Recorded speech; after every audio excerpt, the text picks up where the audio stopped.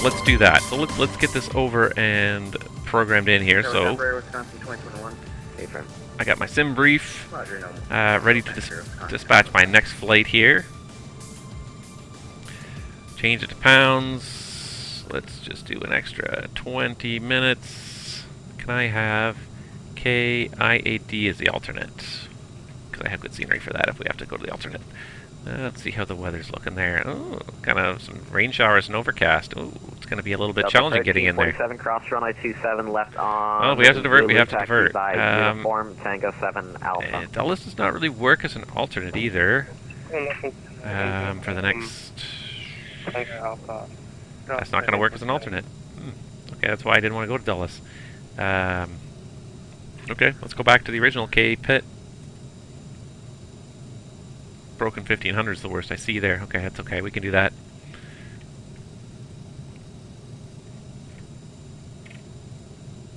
Let's take the slightly more direct route here. I don't know why it's giving us such a crazy out-of-the-way route there. Alright, so let's go ahead and generate that. Yes, the fuel truck is here, but we don't have a flight plan yet, so we need a flight plan first to go and do this. So give me 1 second, Mr. Fuel Truck.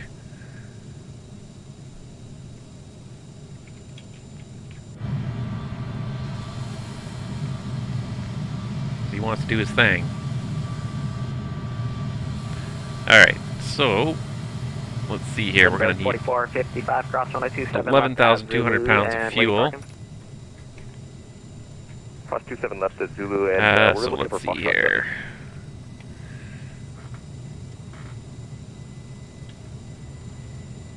Okay, Limburg 4455, Roger, taxi by really awkward to try and get into this corner here. Uniform Tango 7 Alpha, Limburg 4455. Air Wisconsin 2021 on departure, turn left heading 180, wind 2804, runway 22 left, clear for takeoff. Alright, we'll turn 180 after departure, runway 22 left, clear for takeoff, Air Wisconsin 2021. American 1022, runway 22 left, line up and wait, wind 2804. Line up and wait, 22 left, American 1022. That is some beeping. That is some beeping. We've got a fire in the cockpit, you know what I mean? It's fine. Alright, come on. It's going to take a little while to set this here. Oy. Gotta get all the way to 11,200 here. O'Hare ground, hello, welcome. Come on. Sorry, Tar, welcome to O'Hare. Join Zulu. Taxi by Zulu, cross runway 27 center, hold short of runway 27 left. Come on. Okay, taxi Zulu, cross 27 center, hold short 27 left. We might just throw it around 12,000 just to make sure we got plenty of fuel, because it's not going to be the best weather when we get to Charlottesville, so. Ohio Tower, good evening, 5159 on visual 27 right, 8 mile final on your frequency. Okay, here we go. 5159 O'Hare That took a little while to do that. Runway 27 right, clear to land. Alright, 27 right, clear so let's get the FMS going here. Got the airplane is still powered up here. So that's fueling. Let's get the FMS going here. And unfortunately my tablet just does not want to work for me here, so let's go ahead, go back to the flight plan page, and we are doing KORD.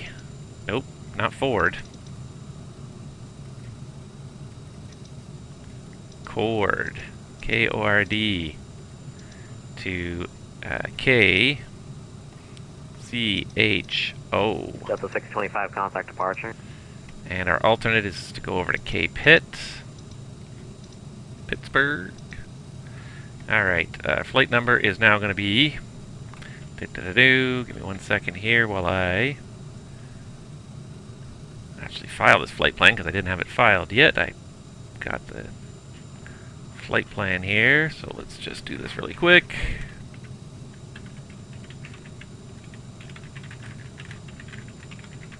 Alright, filed, so we are going to be SkyWest 3122. American 381 successfully filed. To Louisville with information. Let's get my November. Wisconsin 2021 just get my flight plan up here so I can see what we're doing here. Alright, so SkyWest 3122 is the call sign. American 381 O'Hare Tower, clear to the Louisville Airport via the Thank you. O'Hare 6 departure beta vectors, damp then as filed, climb via SID accept maintain 5,000, departure frequency 127, correction, If I was a betting man, I'd say 22 left probably for this departure, which I've never departed 22 left from Chicago, but hey, first time for everything. American 381 is clear. So 22 left, and then we're going to go flight plan. So what do we got? We've got mobile, a dime. Roger, climb via SID, accept maintain 5,000, American 381. American 381, read back correct, advise ready for taxi, short of Alpha. A dime. Roger, 381. Suto, Fort Wayne. 2804 on departure, turn left heading 180, runway 22 left, cleared for takeoff. Fort Wayne. Left, American 1022. Jet 178 to Appleton. Chicago Tower, Wisconsin 2021. The departure frequency we were given with our PDC is no longer active. So should we tune to American Wisconsin 2021 EKN, departure and then 125.7. Elkins, and then direct. 25.7, thanks. So we're going to go EKN, and then we're going to go KCHO for now, and we'll close it up eventually. American 1347, Execute that. continue on Alpha 7 and then taxi We'll by program an Alpha. arrival once we get going. Let's get going here. We're behind schedule. We got to get out of here. So we got performance again. We're going to do another flex temp of 39. Hello, Ghost community. Welcome to the stream. We're getting set up for a second leg tonight. We're going to actually do 2 legs tonight. We're heading from Chicago O'Hare, where it's Friday night ops, over to Charlottesville, which I believe is West Virginia. I'm going to have to look that up later because I keep saying it and I'm not 100% sure. Let's see what our passenger load's going to be on this one here. 76, which I think all we're configured for is 70 seats. So we're going to get it. It's going to be a full bus tonight here, and we're going to copy that all, and we're going to copy all that too, just to keep it easy. All right. So, yeah, I keep pressing the wrong button when I'm leaned away because my finger's not oriented properly on the keyboard.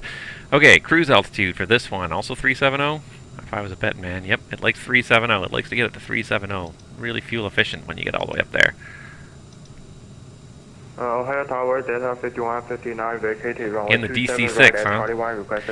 That DC6 is on my radar now, as it were.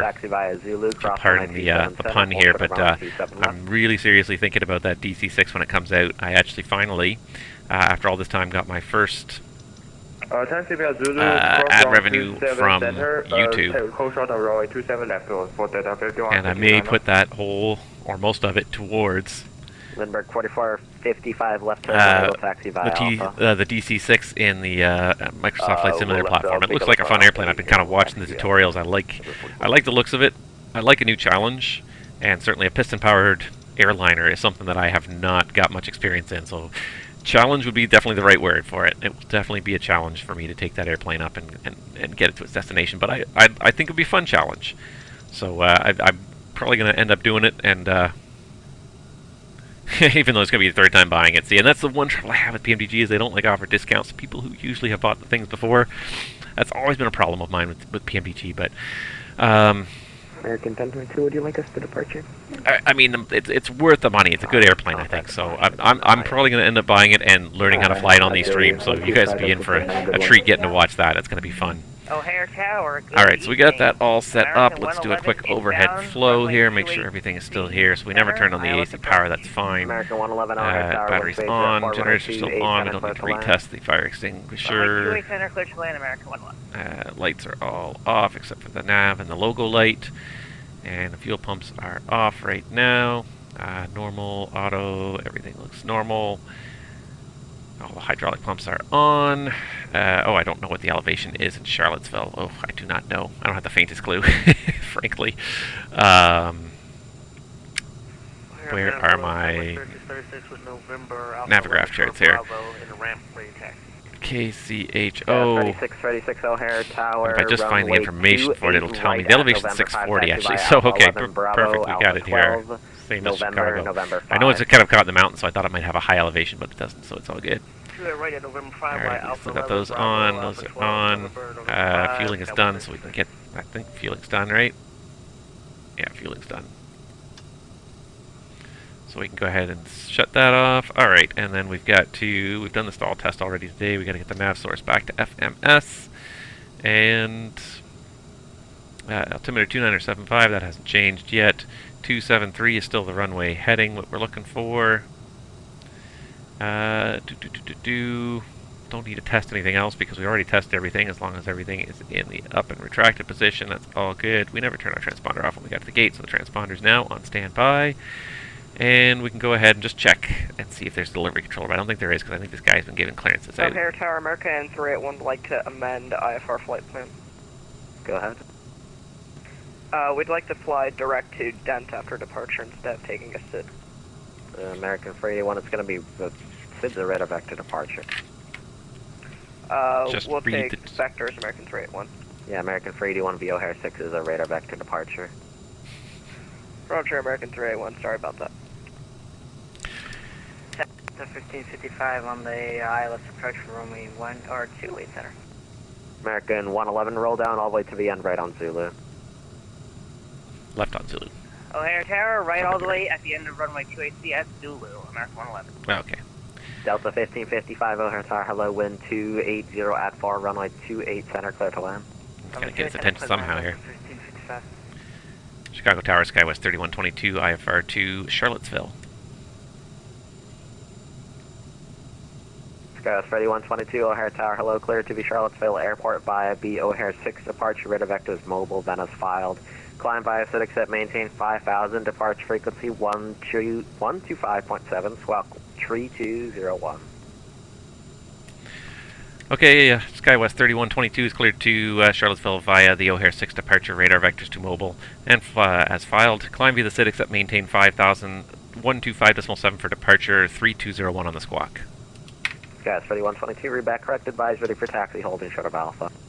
We'll call you ready for taxi, Skywest 3122.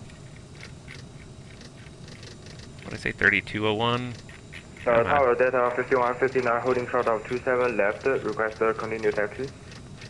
American 111, amend that right turn on Charlie Charlie. Is that next right turn, American 111?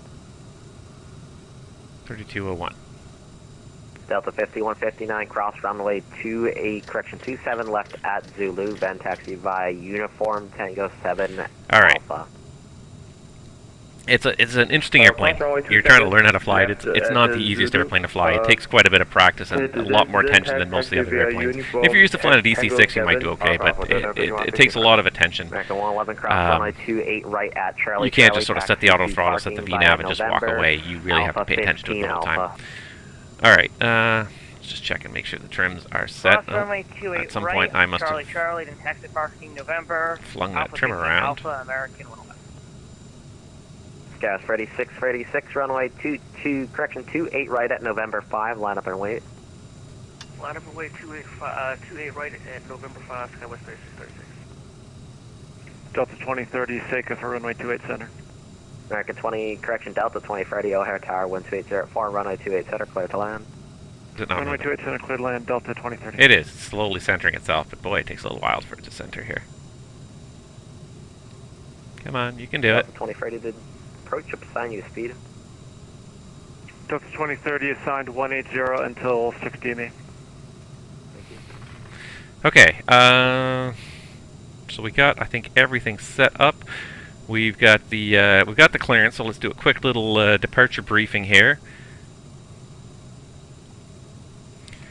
So we're going to be doing the O'Hare 6 departure. First of all, we're going to be taxiing out United 868, for, I believe, runway 22 to the left here. That's my expectation. So from here, it's probably going to be, I don't even know 100%, but it's probably going to be something like Bravo, like Lima Lima November, or I don't know, Echo Echo Victor, something like that to get to 22 left. The SID is the O'Hare 6 departure, so it's a very straight up Spectre SID, as this guy was saying. Altimeter jets in all different directions maintain 250 knots until advised by ATC, even above 10,000 feet. And Delta 1555. all aircraft despite radar vectors, the first en route navigate fix. Expect clearance to requested altitude 10 minutes after departure. Top altitude is 5,000. I'll set that in a second. Cross 5.5 from GCO at or above 3,000. 8.5 from GCO at or above 4,000. Maintain 5,000. So GCO is 108.25. So we'll set that. So we'll set 5,000. 40 knots overtake and 3 miles in trail. Delta 2030 will do the best I can. So 5,000 feet. We got the runway heading 273. 108.25. 300, wind 2804, runway 28 right, cleared for takeoff. Clear takeoff 28 right, heading 300, Skywest 3636. Delta 1555, welcome to O'Hare, hold short of runway 28 right for departing traffic. 108.25. There we go. Alright, so 108.25. So now, actually, if I switch this back to local mode, we'll get a DME readout here of 1.3. So between 5.5, we have to be above 3. 8.5, we have to be above 4. So that's it for the charts. Terrain, not much around Chicago. It's a 3,400 foot MSA, mostly because of Sears Tower. Off to the east, the weather is, it's a nice day and operational. Lots of NOTAMs, but nothing that affects our departure taxi route or departure runway. That's basically it. Noise abatement's built into the SID. Any questions? No questions? Alright. Be careful with the anti-ice. If you're stalling the CRJ, it doesn't like to go to the high levels. Sometimes it won't be able to, especially if you have the anti-ice on. It'll run out of power with the anti-ice on. So don't be afraid to kind of reselect the lower cruise altitude. I find that's what I have to do a lot of the time. Okay, I think I've done everything here. I just need to reset my flight tracker here to make sure that it's going to track this next leg. It's still changing. So it's still got the same aircraft. Okay, good. So that's good. And I just need to set up my other flight tracker as well, which just takes about 5 seconds here. Number 2 following in A320 over the numbers, runway 28 center, clear for land. Now. And done. All right. 3636, continue for right turn heading 46. And we're ready for the before start checklist. So passenger signs are on. Landing elevation United 868, right turn on Delta Delta. is set. Altimeters Right on Delta at 2975 right now. I'll check the ATIS in a second. FMS check set. IRSs are aligned and still in nav.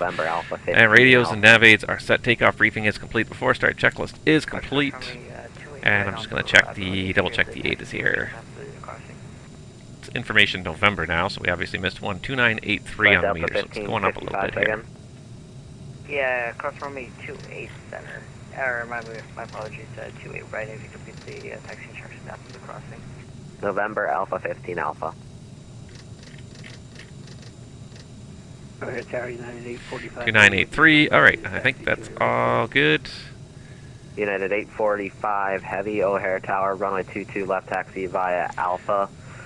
Alright, so let's get rid of this bridge here. Get a 28 right, please. They boarded the passengers while we were waiting. Runway 28 right, taxi via Alpha, Lima, Lima, November, Yankee. Alpha, Lima, Lima, November, Yankee. Give that 1 second. It should start retracting. 3, 2, 1, no? Okay. United 868, welcome to O'Hare. Cross runway 28 right at Delta Delta, taxi to parking via November Alpha 15 Alpha. There it goes. Alright, we can start taking stuff away. You can go ahead and get rid of the ground power unit because we're not using it at all. Alpha 15 for HC8. Alright, so that's removed. We're going to close the door. And then Alpha 868. And we're just about ready to go here. 30, you're following the United A320 in front of you. Taxi to parking via Papa, Delta Delta, November, Alpha 15 Alpha. Parking brakes on. We can go ahead and take shocks off as well. Follow the United Airbus in front of me. Taxi to parking. Cockpit to ground. Delta November Alpha 15 Alpha cross runway 28. We are ready for pushback and engine start. Delta 795, follow your company A320 on your right, taxi via Papa, Delta Delta, November, Alpha 15 Alpha. Alright, before start checklist. Right. Or start approved check. Personal electron devices are off. APU is on. Electrics. United 868, give way to the Delta right in front of you. Checked, APU is up. Alright, give way to Takeoff Delta, data is set. The doors are closed and locked, or they should be. Let's just double check. Oh, United still have the forward 845, cargo right open. turn on Alpha 11, vent taxi via Bravo. Alright, Alpha right. There we go. Beacon Alpha is Bravo, then, on. Fuel pumps are on. Hydraulic pumps are all still on and auto. Parking brake to go and transponders going on. Actually, parking brake we can take off. And there we go. Brakes released. Pushing back. And the funny thing is that the second time you do this, the tug is not ready, so it just doesn't Chicago Tower, Amazon have any kind of a tug 1998 there. Again. We're ready to taxi. All right. I just want to, Clear on 2, advise starting you 2. that I'm going to have to amend my transition to a CETO. I did not have the Oreo transition out of the KORD-6 SID. So you have to disregard the fact that there's no tug there. For a second. It's a limitation of Pushback Express. When you start the sim, there's always a tug there, but when you pull into a gate and then have to push back again, there's not usually a tug there ready for you. It's a limitation I'm certainly willing to live with.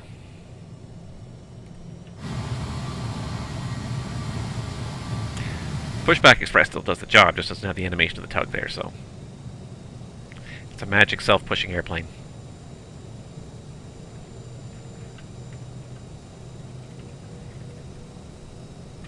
Stop pushback.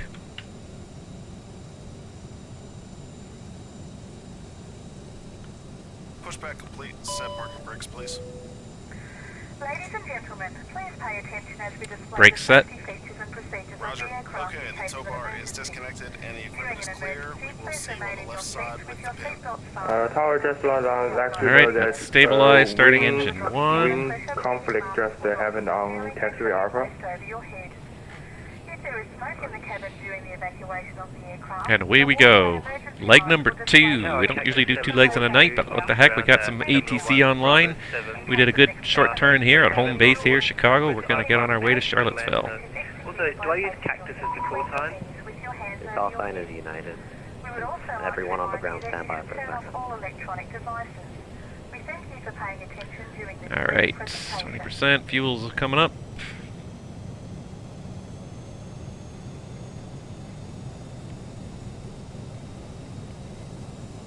Okay, everybody, at this time, O'Hare Tower is closed. All aircraft requiring further services contact Chicago approach 125.7.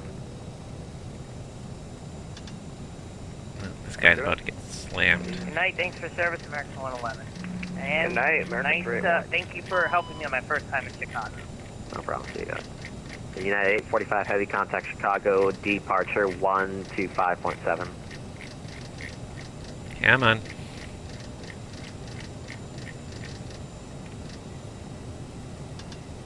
Pick up my flight plan. Am I with you or 25.7 there. Alright. And somebody's just going to taxi right into me here, I guess. You're with me. Okay, so engine start looks good. Alright.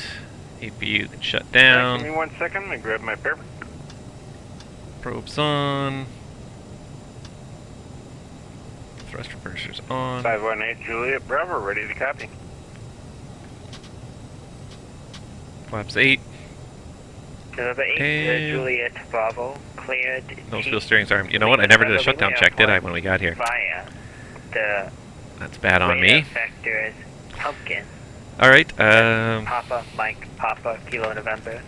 Then Nico. after November, start Echo, checklist. Alpha, Tango, So Oscar, generators are auto. That's Delta, Lima, Alpha, November. Electrics Then are Sonic, that's on. Romeo, Oscar, November. Bleed valves India, are Charlie, auto, then and Badger, packs are on. Bravo, Alpha, APU Echo. Maintain 3,000. should be almost, Expect not quite. 8,000. 10 minutes. Anti-ice is off, and nose wheel steering is armed. The after start checklist is complete with just the APU shutdown to finish here. And while we're waiting, actually, well, now it's done there. Alright, so we can go ahead and shut that down, and we can do the quick flight control check, and we're ready I'll read again. it back all to you. November 8 Juliet Bravo, first pick is Pumpkin, Papa, Mike, Papa, Kilo, November. Ailerons and the rudder. We'll call. Alright. Cleared via Pumpkin to There's a lot of airplanes out here still. to Dylan, to Ronick, to Badger, BAE. Departure, No, don't maintain pull that. 3,000. Expect 8,010. Oh, I hope landing gear goes up Departure now. with you on 12575, squawk 3173. November 8 Juliet Bravo, squawk is 3103.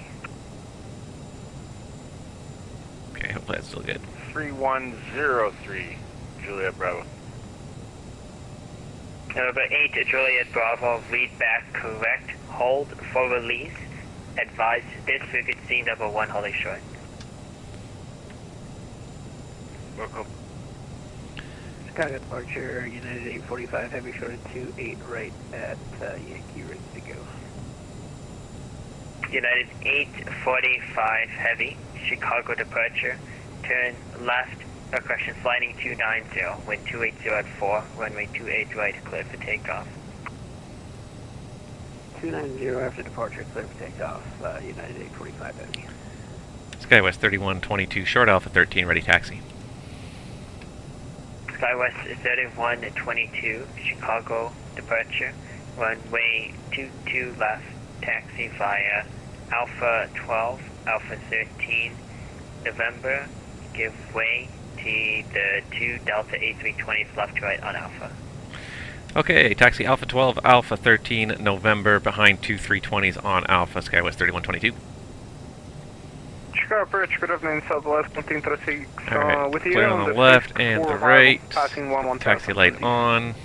Southwest 17-36, Chicago approach. Now let's see if my flight tracker is successfully tracking here. It does have the end flight flag up, so it is. Let me know when you have golf.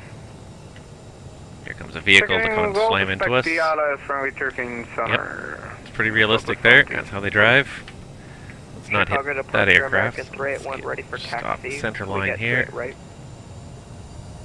American 381 Chicago departure. Do you need 28 right full length or November 5 good for you? She's a wee bit tight, but we managed to get out of here. American 381 And away we go, another leg 264. underway. I hope the Roger, squawking 3. you guys can see better than I can where I'm taxiing here, because I've still got the gamma cranked up a little bit here.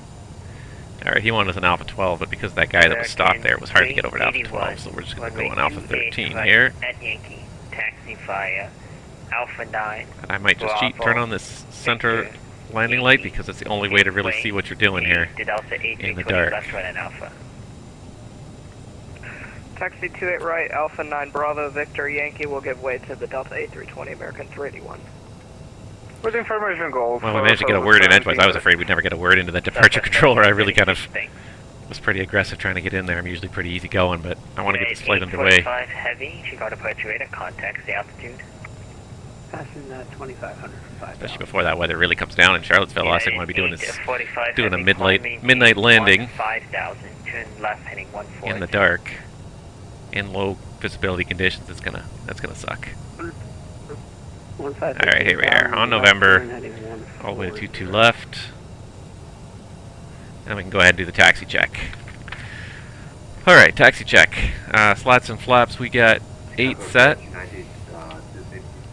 Flight controls are checked. Trims, we got green 7 point. United 254, Chicago approach, wind 280 at 4, runway 28 center, clear to land. 7.5 set. Chicago departure United.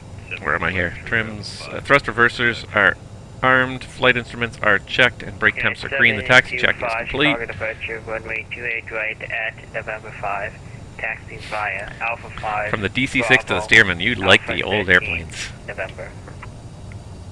I'm looking forward to trying the DC-6 in MSFS, though. I think that's going to be a fun airplane. I've been watching the tutorials.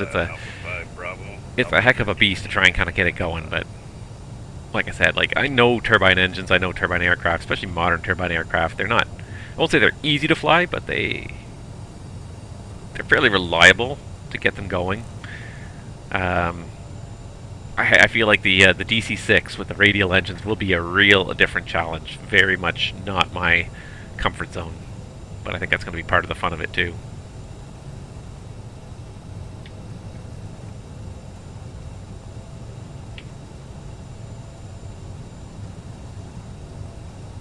Also got the Corsair too. Wow.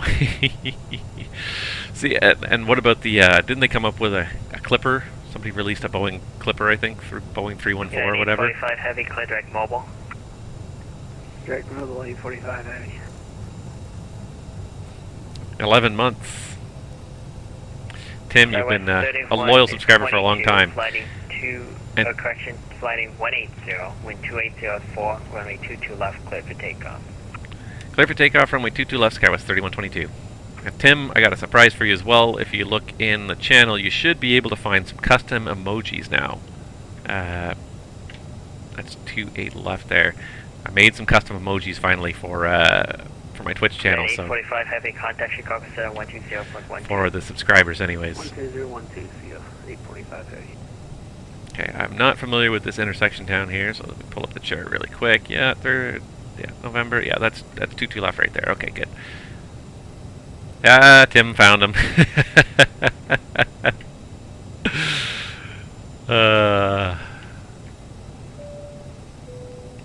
Ladies and gentlemen, the captain has advised that we are now cleared for takeoff. Please notice the cabin lights have been turned off, as this is a normal procedure. I'm glad you found them. I hope they're amusing to you. Anyways, I didn't know what else to do really. I have just a smiley face with my logo on the top. He's supposed to be wearing a captain's hat, but if you've got the black background, it's kind of hard to tell what he's doing. All right, so we're cleared to go. So let's go ahead and get the lights. Cabin crew seats for departure. Clear on the left and on the right, and then we've got the lineup check. Before takeoff check, lights and strobes are on. Fuel cross flow is manual. Flight attendants are advised. Transponder is on TCAS, and radar terrain display is set, and the CAS is checked. For takeoff checklist is complete. 36, turn right, heading 300, vector to final, descend, maintain 4,000. Alright, so he wanted a 180 heading once we're airborne. Heading 300, descend on 4,000 vectors, to final, southwest 1736. Would it actually be prudent to set that right now? Whoa, way too far.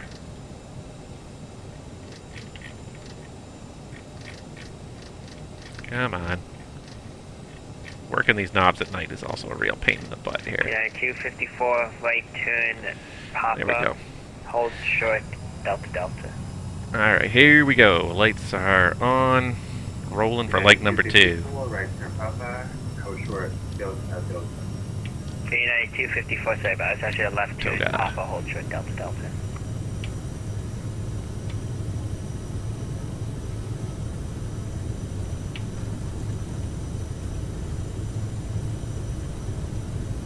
$100 knots. B1 rotate.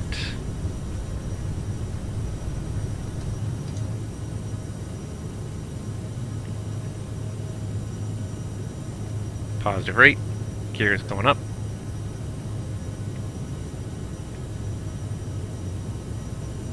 United 254, cross runway 28 right at Delta Delta.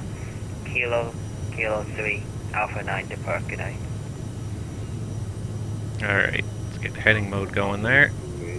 Right, via Delta Delta, 4,000 feet, so climb, speed, autopilot. Yeah, 254 Kilo 3, Alpha 9 depart. Flaps 1. Kilo 3, Alpha 9. Flaps up. Skywest 31 at 22, radar contacts the altitude. Skywest 3122 passing 2,600. Skywest 3122, climb maintain 15,000, turn left, heading 140. 15,000 heading 140, Skywest 3122. Alright, so 15,000 and heading 140.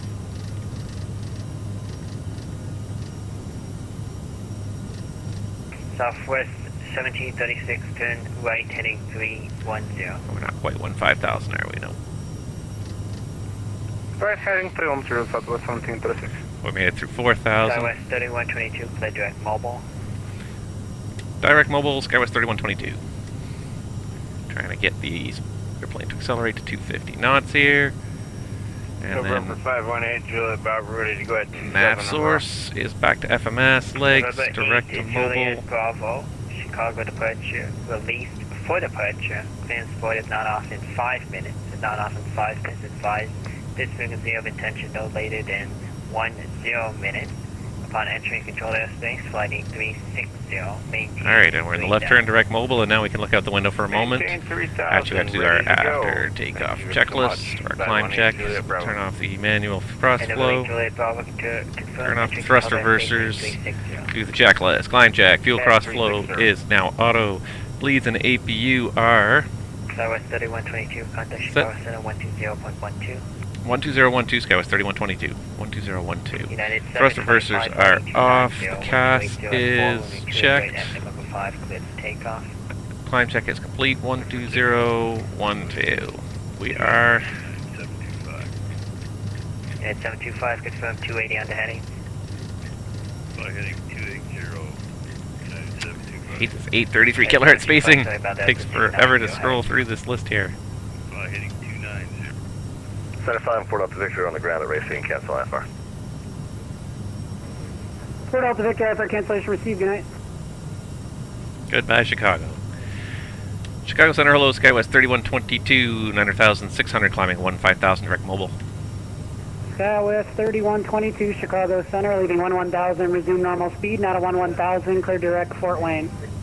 Alright, out of 11,000, direct Fort Wayne, normal speed, thank you, Skywest 3122. Farewell, Chicago. She is a beautiful city. And this sim really does it nicely, does a nice job with this. Still have the gamma correction on. If I turn the gamma correction off completely here, that's what it looks like, which is actually pretty good still. It's not too dark. The flight deck is quite dark, and then when there's nothing in front of us, it's quite dark, but that's quite nice. Alright, there's 11,000, so we can go direct Fort Wayne, which will definitely take us a little bit faster. There we go, and we can go normal speed, which is going to be 290 knots for the climb. And since there's been no complaints at all about the climb conditions, I'd say we could probably take the seatbelts off. So let's go lights off, 10,000 lights off. Pressurization checks, Delta 5.2, it's climbing slowly.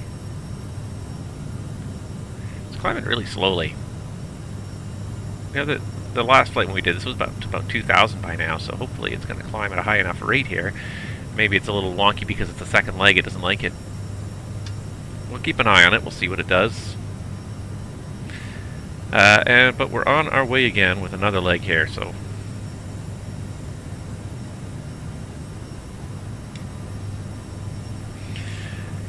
Center, Pushback and Romeo, Skag 9 Echo Romeo, on course departure approved, wind calm, runway 3, clear for takeoff.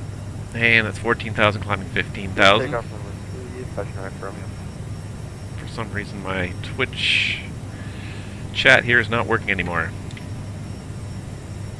Skywest 3636, contact Minneapolis Center 133.4. Center 133.4. I'm going to try a different connection here. See if it goes a little faster. Because it does not seem to want to connect, and then I can't see what you guys are saying in the chat at all. Now it seems to be working again there. Oh, shoot, we leveled off. I didn't pull the power back because I was distracted. Distraction is a terrible thing in the aviation industry. It really, truly is.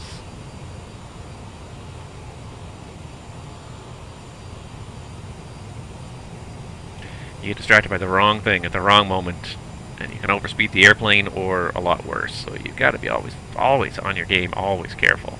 It doesn't help that it's also getting quite late.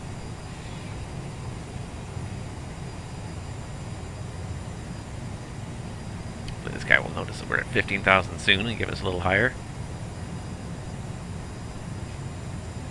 It's nice of him to give us direct Fort Wayne though. That definitely cut a big bow leg off of our routing. That's very nice. So, how long have we got until we get to Charlottesville here? Let's check. We are showing 1 hour. 1 hour till we get to Charlottesville. Not too bad. Hopefully we'll beat the weather in. I really don't want to have to go there and then divert to Pittsburgh. That would be a very, very, very long night if that happened. So, here's hoping that does not happen. Alright. We're underway at least. We're at 15,000. I wonder why he's keeping us down here. Is there some other airplane out here that we're avoiding maybe? Don't see anybody out there, but it's also possible he just forgot that we're here.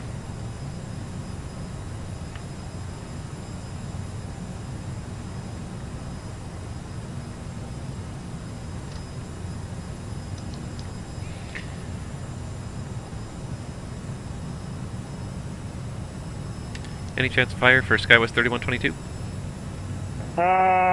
Climbing tempo level 370. I apologize. I thought I said that. Okay, if you did, we missed it. We apologize then. SkyWest 3122, climbing 370. I don't think he did, but it's possible I missed it. He gave us normal speed and direct Fort Wayne, and then I think it was the last thing we got, right? Chicago Center United 725, that is 9,100 for 15,000. United 725 Chicago Center. Auto 10,000, resume normal speed, and would you like a shortcut? Here we go. Alright, so now we got 370 set. No, that's 37.2. Unit 725. Now we got 370 set and climb speed of 290. Nice. We're on our way. We're going to put the gamma back on now because now that we're leaving Chicago behind, there is not much to look at. So put that gamma back on. It is nice. It just adds just enough that you can sort of see a little bit of something out there. And there is, we're flying along the southern shore of Lake Michigan here, so you are going to see a few things out there. We are going to fly over Fort Wayne and a few other cities. And Timber gifted a sub to Chicago Center, Roger. Ghost Community. Thank you, Tim. Sorry. That's very, very generous of you, as always. You might as well stay on since they're not. Oh wow, Tim, you just went crazy there with the gift subs, did you? Yeah, after the event, we're about done. Anybody that was in the channel apparently got a gift sub, and I was I use my phone to monitor the chat usually because I can keep it right in front of me and it's not a huge like obstruction to my view, but I didn't see that, so Tim, thank you for that. And now any of you that were gifted the sub, now you get to use those wonderful new emojis that I got as well. So I uploaded a few new emojis this week to my channel here. I finally, after like, I think Tim, you asked for them like 9 months ago, and I finally found some time this week. I had a few minutes, and I was just like, you know what I should finally do that Tim asked for a long time ago was some custom emojis. So I finally made those. Yeah, 840, correction, yeah, 1258, clear fight. I'll give you that.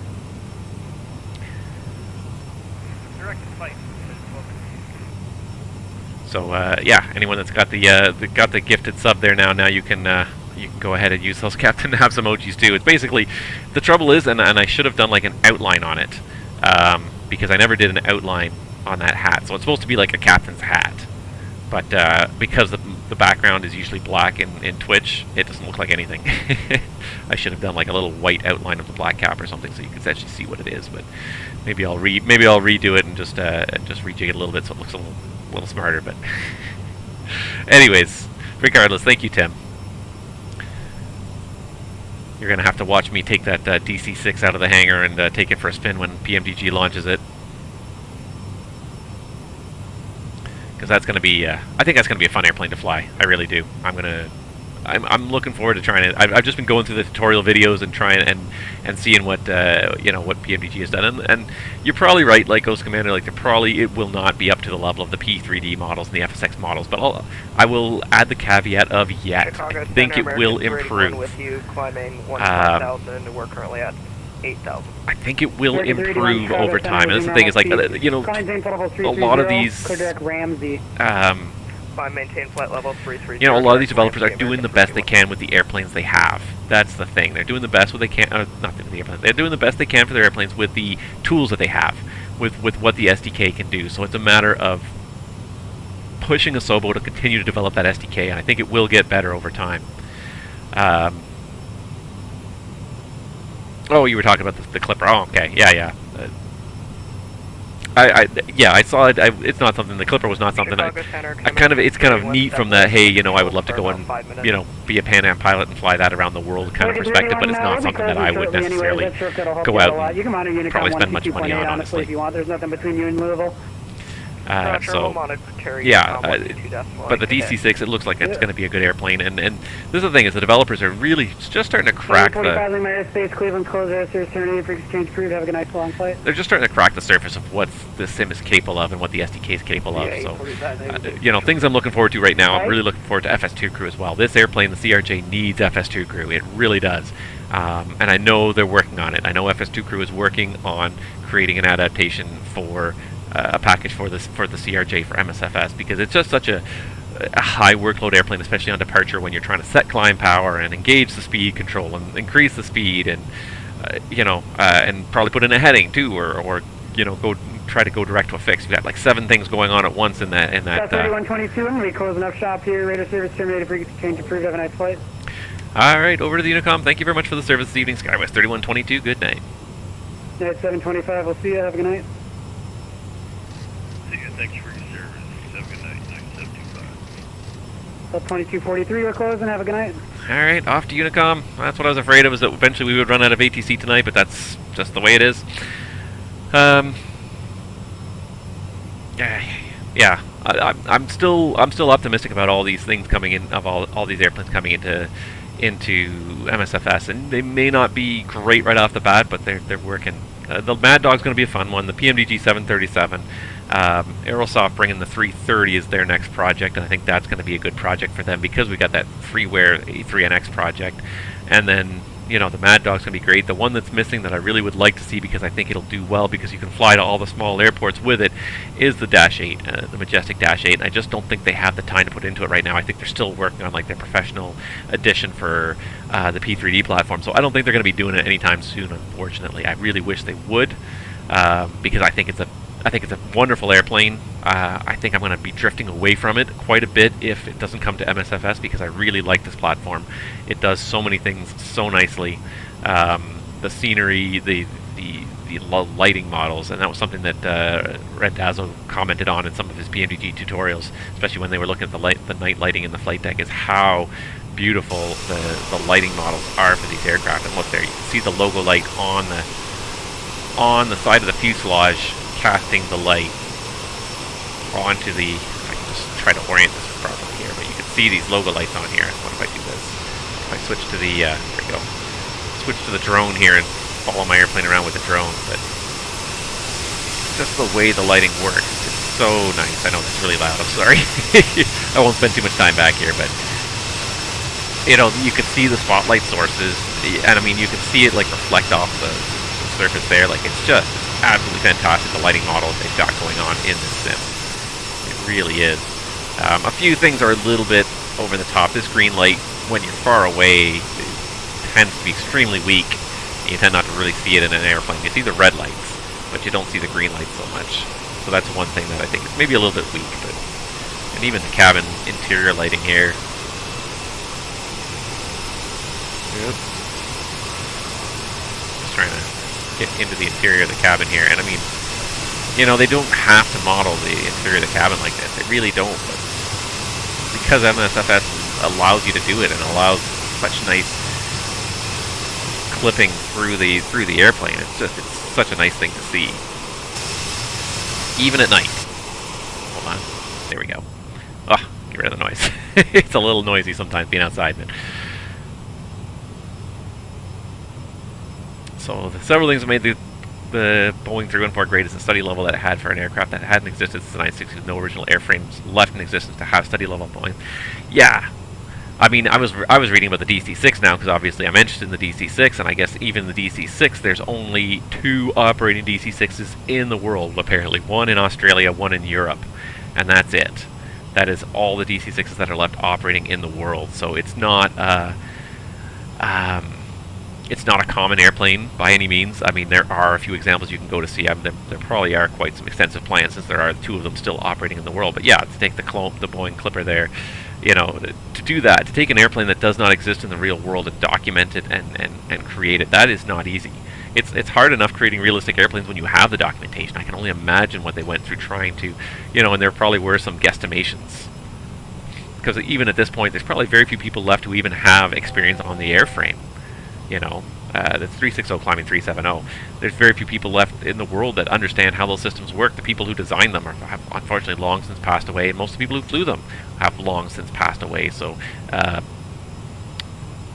yeah, to be able to bring that to life in a realistic way with realistic systems, that is pretty impressive. I agree 100%. I'm not, and I won't say I'm not a huge fan of classic airplanes, because I enjoy flying classic airplanes. But again, to me, really what I look for in the sim, because of my real-world exposure, is I look for realistic airplanes that I can fly realistically, that have a good level of systems depth. I don't just want something that looks pretty on the outside and has absolutely no systems depth, so no system, you clip the switches, but it doesn't actually do anything. I like the realistic, in-depth models, so that's why I'm often not. And again, it's not that I'm not into the older airplanes, but they, like you said, they're not usually modeled all that well, because the knowledge and the experience doesn't exist there anymore. There's Mach 77, which is our target speed. I don't know if we're going to make our target speed here. She's really kind of struggling just to level off here at 370. There she goes. But that's why, like, I like to fly the various airliners, because these are airplanes that I deal with. That I can kind of understand and get behind it. You can research them too on the internet too. That's the thing. Is like, you search, you can find a CRJ. You can probably find like a CRJ AFM on the internet. You can probably find operating manuals, like you can find complete systems manuals probably for the CRJ on the internet, for the Dash 8, for all these different airplanes. You can find the real thing. People have posted these things on the internet, so yeah, to try and fly these ancient airplanes. Yeah, scrapped by the 1960s, what a pity.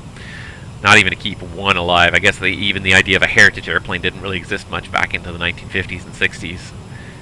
But now it's, now people are interested in trying to preserve some of these airplanes, keep them alive, so other people can see what they were like. 'Cause it's quite something to see what travel was like. Like the experience we have with airline travel nowadays, where you strap yourself to a metal tube and fly through the air at 500 knots in relatively smooth air because you're flying at 37,000 feet. Yeah, that's not the experience of flying a Clipper back in the 50s and 60s. It was probably a rattling experience, especially if you had any kind of turbulence at all. And as Rendazzo pointed out too, and again, I just was watching his videos today again and going through them, and the flight engineer did, and the mechanics did so much of the work before the captain ever showed up. The captain you couldn't have a 2-crew airplane back then. Certainly not an airliner. You didn't have all these advanced systems, so all these advanced systems were replaced by multiple people. You had to have a navigator, because you had to have someone whose job it was just to simply pull out the maps and know where you were on the maps and be able to measure and take bearings and figure out where you are on the maps. You had to probably have an engineer just to run the engines. I remember I saw the Enola Gay at the Smithsonian, and what kind of threw me was that the captain basically almost couldn't reach the power levers.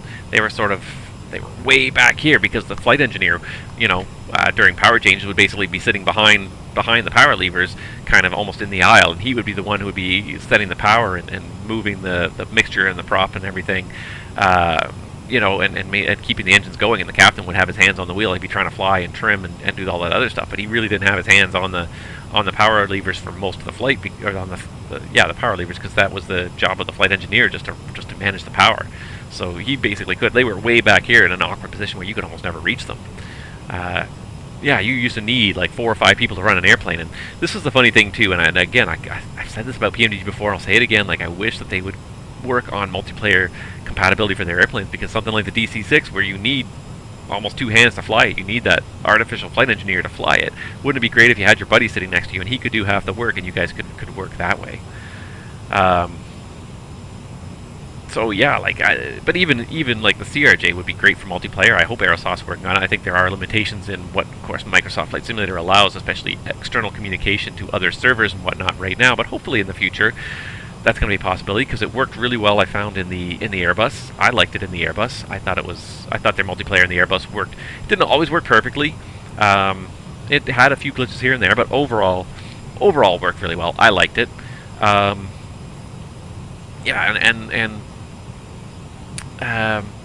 so much the 747. The 747 would be nice to do multiplayer. The 777 is a fairly easy airplane to fly. But yeah, you take something older like the 737, there's a lot of switch flipping going on. Without FS2 crew, I won't say I would be lost, but man, it would take a long time to get flights launched in that airplane without FS2 crew doing half the work for me. So I really hope that PMDG will consider that in the future, of finding a way. Like, not everyone wants to be a captain all the time. It's fun to just sit and look out the window and help your buddy out, work the radios, work the flaps, manage the systems, but then let him do the flying. work as a team to get the job done. That's fun. That is really fun. Like, what is the biggest trend right now with like, you know, couch with multiplayer is the couch co-op games. Really, people like to work together towards a common goal. Just work with your friends to get these things done. And flying is a great example of where you can have a common goal to get things done, and you can have that multiplayer experience. Yeah, I like being the co-pilot sometimes. Like, it's fun to be the pilot. It's fun to be the captain, but it's also fun to be the first officer too. And like I said, like, and I've said this again. I've said this so many times, but like, you have all this beautiful scenery out there that people are staring at, or that people spend money on, and then nobody sees it because they're too busy. Because when you reach the runway, you're just like focus, rotate, and then you're pitched up, and you're not looking down at the airport or anything like that because you're focused on flying the airplane. If you're in the right seat and there's, you know, the other guy's doing flying, as long as you're sort of keeping one eye on him and he seems to be doing okay, you look out the window, you're like, oh, look at the runways, the terminal looks really nice from this angle, look at the sunset over there. You can have a lot of fun being the pilot not flying in the simulator. You can enjoy the scenery more, and especially Microsoft Flight Simulator is such a beautiful sim, you know. You want to enjoy it. We're pretty much right over Fort Wayne right now. I can't even look down, but we're right over Fort Wayne, so we're slowly settling over Indiana there. But yeah, you want to see the scenery.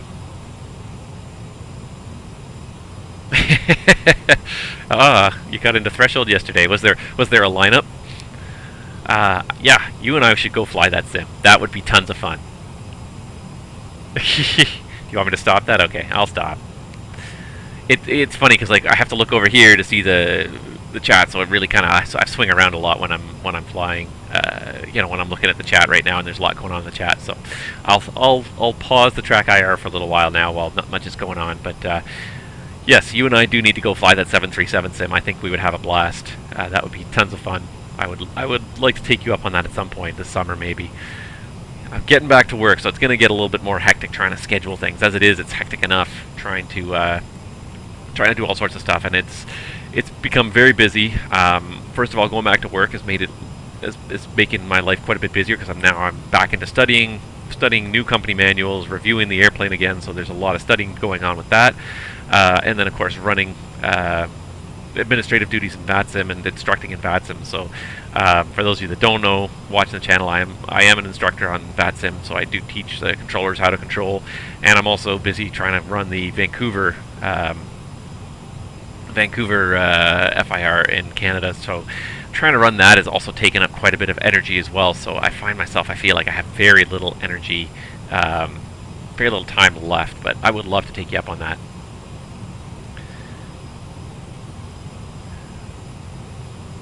Yeah, VC6 got a captain, first officer, yeah, and a flight engineer, yeah, and I would love to fill any of those hats. You know, I would be happy to sit behind Phil and Travis and let them try and fly the airplane, and I'd be laughing at them from the flight engineer position. I'm going to keep the engines running for you. What you guys do with the engines running, I don't know.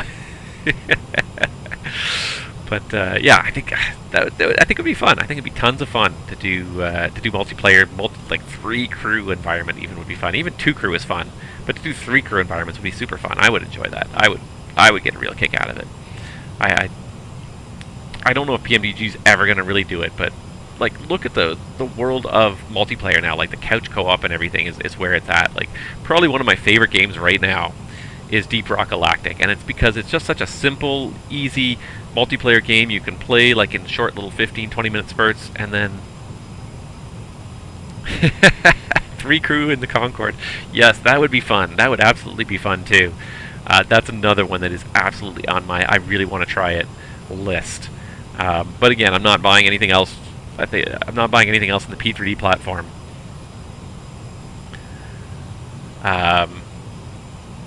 Yeah, I'm not buying anything else in the P3D platform, but I know that is it DCS Designs, I think, that is that's bringing the Concorde into MSFS, and I'm sure it's a slow work in progress, but that's also one that's on my list of I would love to get that airplane. I'd love to try it, learn how to fly that, because that is very much outside my comfort zone. Modern airliners, very much my comfort zone. Phil, you're just on a, or Tim, you're just on a roll here. Phil, you get to use the emojis now, the custom emojis. yeah, the Concorde is definitely, it's one that's on my list as well. I would love to get my hands on the Concorde. I think that'd be tons of fun. And like I said, like, this is my wheelhouse, is flying modern airliners. I know how to, the systems are very similar in every modern airliner. The actual pattern of the checklist and the flows, okay, so the switches might be a little bit different, but essentially follows the same pattern. You could plunk me in any modern airliner, and if I haven't even read the SOPs or the manual, I could probably figure it out pretty quickly at this point, because they all more or less work the same. The Concorde's a very different beast. It comes from a different, I think he was, but I think it expired.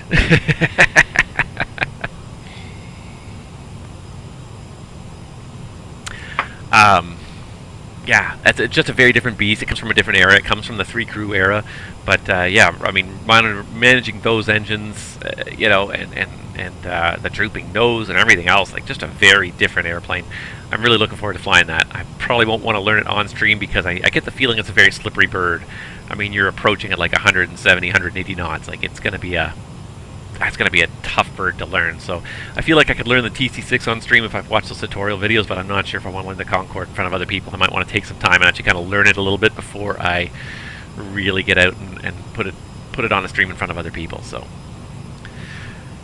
anyways, I'm just going to do a quick little status check, just see where we are here, how we're doing. So here's our flight status here. Charlottesville, it is in Virginia. I kept thinking it was West Virginia, but Charlottesville is apparently solidly into Virginia. So, my bad. I apologize to Charlottesville and anyone that lives there. I've never been there. I kind of had a sense of where it was, roughly, but I didn't know where it was. I thought it was a little more west here, but anyways. We are on our way here. We're already almost halfway. It's not going to take us very long to get there, so I might start just sort of doing some research here just to see what the weather's doing here in Charlottesville. I think we've run out of ATC altogether, though. I don't think there's any other ATC left online. Let me just see here. Just bring this over here and go into live map mode briefly. I find live map does steal a bit of performance away, but Todd is 3 blocks away from... Really? Wow, that's pretty awesome. Yeah, then I should grab him at some point and go. Yeah, so there is no more ATC online, unfortunately. It's getting late. It's after midnight now on the East Coast here, so the ATC is kind of fading out. More kind of to the west, there's still some stuff online, but to the east, it's very little left here.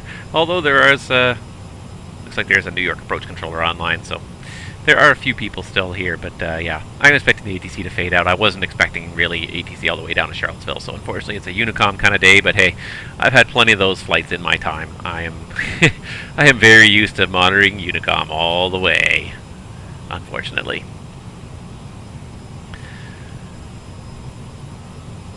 Wow, okay, well, at some point, it's nice, and then the nice thing is that things are starting to kind of open up again, so we'll be able to start talking about meeting people again.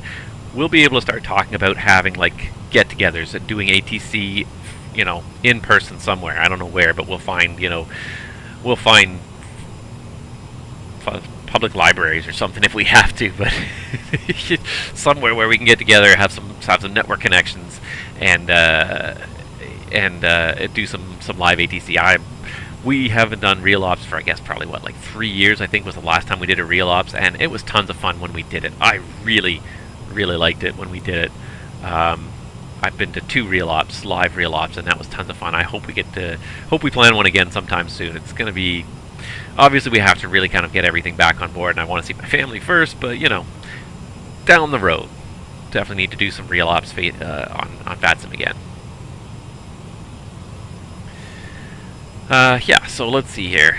Charlottesville, broken at 1500. It's not too bad right now. Wind 020 at 8. It's a single runway operation. So let's just pull up the charts and see what chart we're gonna have here. All right, so let's do this. Let's load this flight now.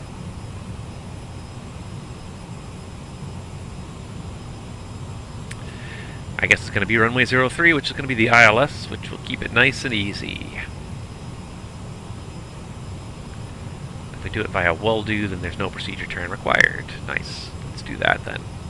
And since there's no ATC to yell at us for doing something different at this point, we can pretty much program anything we want into the FMS. So let's go ahead and just set up the ILS-03. And none of those transitions seem familiar. Wait, I thought it was Woldu. Let's see here. So there's Gordonsville, and there's... Oh, sorry, this is Woldu here, Kenny. It's hard to see, but it's flagged right in there, Kenny. Okay, so we want to do inbound via Kenny. Alright, so we'll take Kenny. And execute that, and then let's see what the legs say here. So Appleton, and after Elkins, what we'll do is we'll just go direct to Kenny. We won't bother going overhead the field. We'll just go from Elkins direct to Kenny and set ourselves up for the straight in ILS. And just looking at the chart here, it's a 5,000 foot MSA to the west, but we should be able to get down. I think we should be able to get down without too much issue. So yeah, just get set up a little bit here because it's going to happen. Well, it won't happen pretty quickly, but we just want to make sure we kind of have an idea of what we're doing here. So we're looking at 111.7, 030 is the inbound course. So let's just set those up. That's pretty close to what we had here. 111.7 and 111.7. There we go. 111.7. Let's see here. We're looking for an inbound course of 030 on the money, and the DA is 840. So let's set that 840.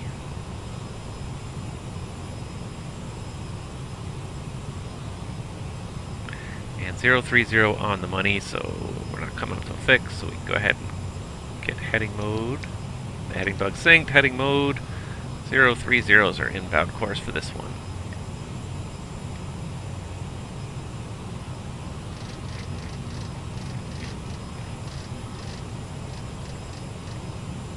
Here we go. Back to FMS, nav mode. Let's see if we can set this guy over here. I'm gonna have to lean a little bit. And then I can lean over to the FO side a little bit here.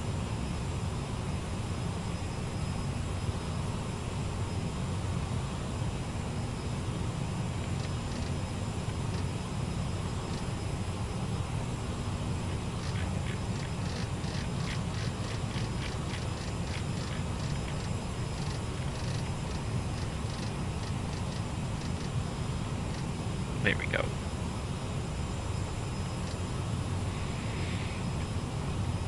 Alright, so we got all that set up. I think we're just about ready to brief the approach. We got a little ways to go there, so I'm not going to brief it yet, but at least we're sort of set up.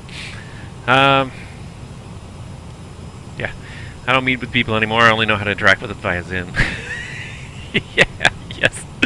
Oh, 100%, absolutely. I'm so tired of Zoom calls. I'm so tired of Zoom birthdays. I'm so tired of Zoom school.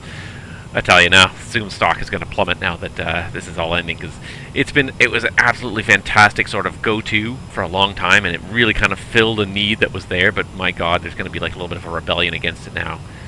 If I have to have another Zoom birthday or a Zoom call, once we fully are open and able to meet with people, I don't even know what I'll do. I can't deal with it anymore. I just can't. I'm so tired of Zoom birthdays, especially. So chaotic, and yeah, you don't get the chance to really talk to anybody because everyone's sort of focused on whatever the one conversation is that's going on. There's no side chatter. There's no nothing like that. I really can't stand it. I was so happy to go to work and actually be at work for my recurrent training course. So I had to do a little bit of ground school, and I was so happy to go to work and actually see people and talk to people, even if we had to wear masks and we were all 6 feet apart in the classroom. It was just so nice to see people in person and talk to them in person, have small talk, as silly as it is, but like, just chat about just anything and everything, what, talk about kids and movies and Netflix and whatever else, like, and the industry, of course, but just talk with people without having to like make a big deal out of it. Just sort of as you're walking down the hallway to grab coffee from the break room or whatever, and you're just talking about something. You don't have to make an effort. Well, I have to make an effort to call this person and get on a Zoom meeting. It's so nice to have that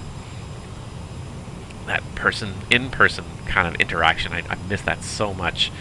I'm looking forward to getting back to that normal normal sort of lifestyle. We've started to have some people over in our backyard already, and just enjoying barbecues and swimming, and it's what a great time of year too to be really kind of opening that up where it's been so nice lately, and we've been able to go out in the backyards and stuff. You know you're lonely when a pandemic hits you, nothing changes in your life at all. Yeah. Not my case at all, I'll tell you that. I just between not going to work for so much time, my kids being home for their entire lives. You know, this morning I said, "Hey kids, guess what? Stores are open." My kid's like, "What's a store? I don't go to a store. What's a store? I've never been to a store in 2 years." Just talk to your dogs. Yeah, talking to your dogs probably counts. The most important thing is not to drink alone too much.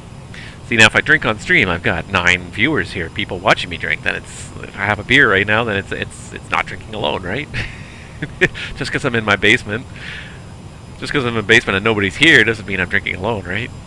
This is how I've been able to justify having beer throughout the pandemic. Well, if I'm on VATSIM and I'm talking to other pilots and controllers... It took me 3 months to realize there was a pandemic on. Oh, it came crashing down pretty quick on us. Schools are closed. That was really... And it still is. Like, to me, like, because schools are not reopening, it still feels like everything is still closed. Flight delays and cancellations earlier. No, we did not actually, but that was the question you wanted to ask about. How often does mechanical issues? Because the last time I tried to do this stream, it was a mechanical issue, but the thrust levers would not move. The CRJ would not link them to the sim at all, and after 45 minutes getting set up, I just couldn't do it. So when I could not get them, I tried a few things to restart it, just wouldn't restart. So, yeah. So Squibbly asked, how often do they normally actually cancel flights for mechanical issues? And I'm going to say it's not that often. They definitely cause delays, but they don't cause cancellations too often, and there's a few reasons why. The biggest thing is that most of the stuff that happens in airplanes, it's usually like a minor issue. It's usually like modern airliners especially are just powerful computers that happen to have a pair of wings strapped on them.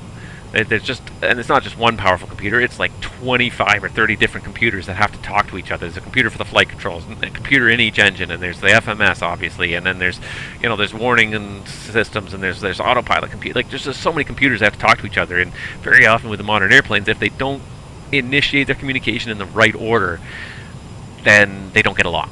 And very often, just a quick reset, power down and power up the airplane again will often do things, or just simply pulling a circuit breaker, let the system restart, and will usually often rectify a lot of these issues. So oftentimes it's a short issue.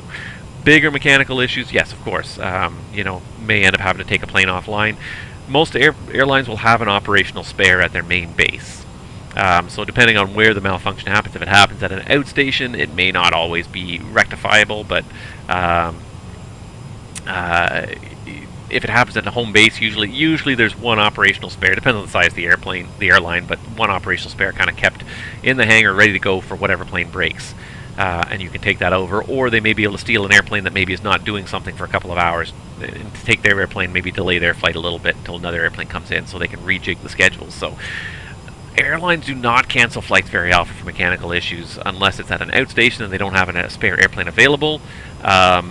But they may cancel a flight if the flights are sort of half full and it's a frequently served route. So, like, Toronto-Montreal there's like 14 flights a day from Toronto-Montreal, like every hour between 6 a.m. and midnight. At least this is pre-COVID time. So, canceling one of those flights, usually they just bump people on to the rest of the day, and it's not the end of the world. Everyone still gets there maybe a couple of hours late. But if there's only one flight a day, then there may be a lot of push to get a certain flight done. So there's tons of things that kind of affect that. I had last summer we had an airplane that failed when we were at an outstation we were in Dulles. We were in Washington Dulles, and one of the heaters for one of the probes failed. It had failed earlier in the day, and we had reset it successfully. It's like, okay, keep going. And then of course we got to Washington, and it wouldn't reset anymore. It failed completely, and this was mid-pandemic, so there was only one flight a day to Washington back, so they canceled it. They're like, we don't have any mechanics down there, we don't have any parts down there, you're canceled, gone. And they didn't have any extra crews really to send a rescue plane. It was only like less than 30 passengers, so they just said it's just not worth it. We'll rebook everyone on the flight tomorrow. You guys can come back tomorrow with the flight that comes in tomorrow. So we had to wait 24 hours. It was supposed to be just like an easy day trip, and I didn't even have a suitcase with me.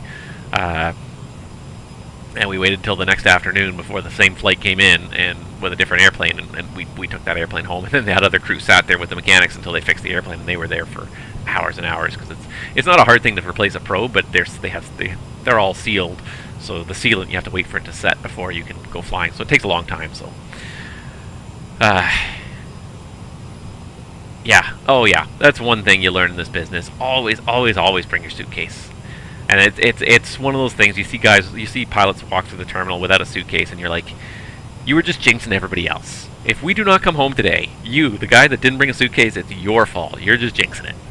And I have like a little kind of very mini go bag that I keep in my cooler that literally is just like it's a Ziploc bag that just has like a change of shirt, a change of underwear, and like a toothbrush and deodorant, and that's it.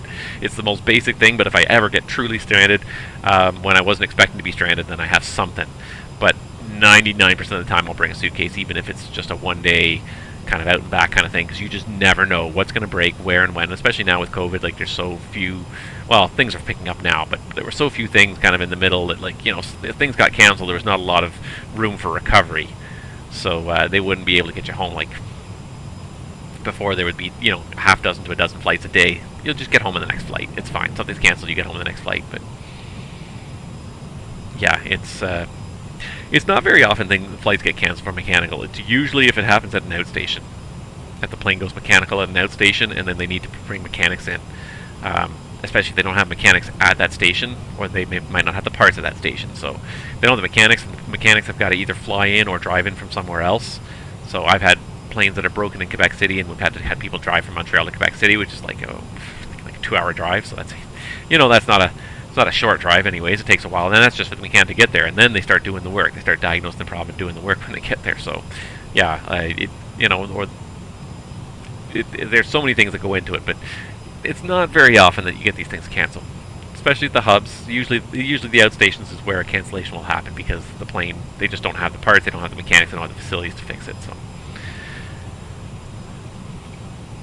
just gonna check and see what we've got here for a top of descent kind of point here. It looks like just before Elkins we're gonna start down, and Elkins is, let's see here, 83 miles away. It's just out there. It's just scrolling into view there. So we're looking at another 15 minutes or so when we'll start down there. Ever get a brand new plane? Not in the airline industry, I'll tell you that. The ones I fly have been beaten. I did 2 jobs ago. We did get a couple new airplanes in our fleet, and I flew them when they had a few dozen hours on them. I did, back in the charter days, when I used to work charter, there was an airplane that I started flying that I was the first captain on it. So it was delivered from the factory, probably had about 17 hours on it, I think, by the time it got back from the factory, between some flight testing and the delivery flights. And then I started flying on it 13 or 17 hours or something like that. So that was a very new airplane when I got that one. Actually, I did used to do a couple times. I did actually work under contract to an airplane dealer, and I used to actually go to the factory and pick up airplanes and bring them home. I did it. I only did it a handful of times, like 3, 4, 5 times. I can't remember exactly. So a handful of times I brought a new airplane, gone to the factory, flown to the factory, picked up the new airplane at the factory. So it has like 3 or 4 hours in the book. Like, they do a couple of flight tests, and that's it. They hand you the keys, and you fly it back home. So I've done that a few times. It's got that nice new plane smell. That was kind of fun. The trouble is, like, in those cases, you got to be like super careful with it, because it's a delivery flight. Like, you know, the dealer's got to sell this airplane that's worth a couple $1 million to somebody. Like, you know, you got to be very careful not to, like, track footprints into it, not to scuff anything. You got to be very, very ginger with it. But fun nevertheless. I always kind of enjoyed that. Are there actually keys? Well, for smaller aircraft, yes. Like I'm talking like GA aircraft. Like I didn't ferry airliners. I ferried GA aircraft for a dealer, and they won't have keys to start, but they will have keys for the door. Like the door will have a lock on it and will have a key, so they will give you the keys for that. They'll give you the books and everything else. I'm trying to think now. Yeah, I mean, like a Cessna will have a key, like a 150 and a 172 will have a key, but a lot of airplanes will have keys for the door, so that when you go somewhere, you can lock the airplane, so you know it's safe when you leave an airplane at some airport overnight. If you don't have a hangar, you want to make sure people aren't just crawling in your airplane whenever you're not there. So, yeah, an airliner will not have keys. If they want to make sure people don't go in it for after a security check or whatever, and make sure that it's kept secure, they'll usually just simply close the door, move jet bridges away, make sure that there's nobody able to get to it, or they may put security seals on it. But yeah, they won't have keys for a large airplane.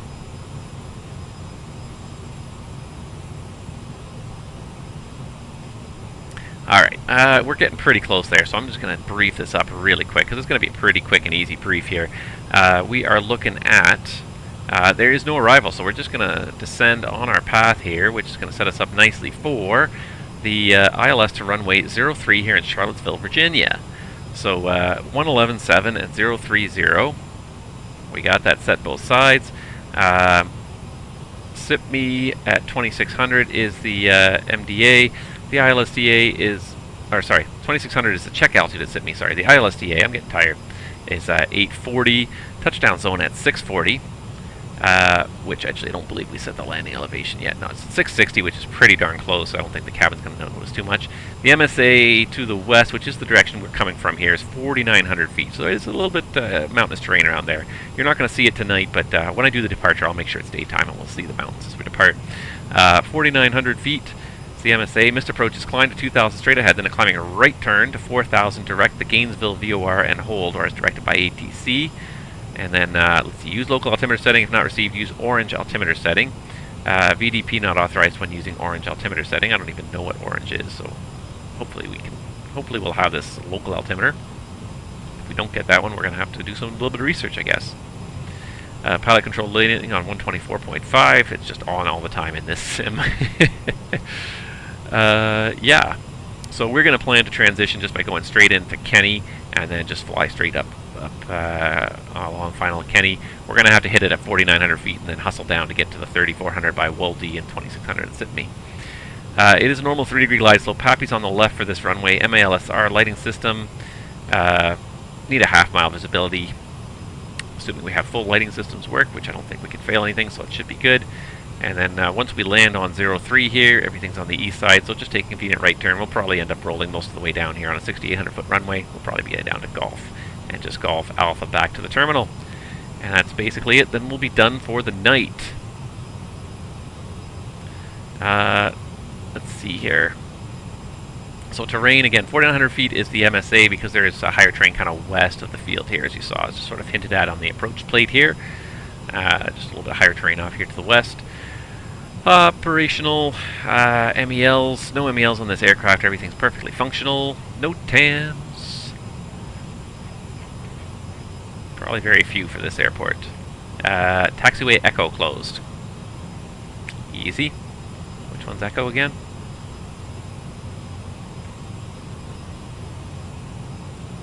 I don't even see a taxiway labeled as Echo here, so okay. Maybe that's this one right here. It was formerly Echo, perhaps. That's about it, I believe.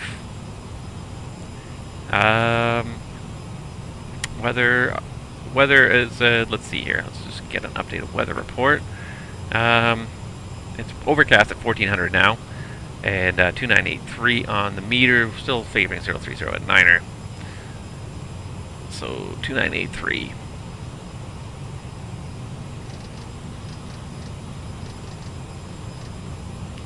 Operational, yeah, so we checked the NOTAMs and fuel. So we're showing 8,000 right now. We're showing over, let's see here, over Cho with 3,000. I don't believe we're going to burn that much between now and then. I think there's a mistake in this calculation here. Because there's no way we're going to have 5,700 over elk, and we're still going to have about 8,000, so we'll probably have about 7,300. So let's just pick our landing weight here as well. 60,000 pounds ZFW plus 73, 67. Yeah, we're going to be pretty much landing at max landing weight here. Alright, so let's just make sure we get the numbers up here for 67. We do. Definitely more comfortable in the CRJ now. And I did a little flight today, just to sort of, earlier in the day, just to sort of make sure I was still familiar with it. Not familiar, but just comfortable with it. Yeah, no, I'm definitely more comfortable with the CRJ than I was in the past. The first few times I took it, so much happens right on takeoff, and especially without an auto throttle to kind of reduce the power setting and everything, I find it's madness on takeoff. I like it, but it's madness. Alright, so we're going to set 10,000 initially here. And I'm going to start looking at the charts just to see if I can find some other altitudes to get down to, but we'll set 10,000 here. But yeah, no, I've definitely started to feel comfortable with the CRJ now. I'm okay with it. 10,000. Alright, let's just pull the charts over and just see what we've got for kind of terrain around here. So we can overlay this on the route map. No, we can't, but we can overlay this one. Nope, we can't, apparently, for some reason. Alright, so let's see if we've got some area minimum altitudes. I might just have to maximize this to be able to zoom in enough to find some. 7.2. So let's see, along our route of flight here. Can I just close this drawer a little bit? So we had a 7.2 there.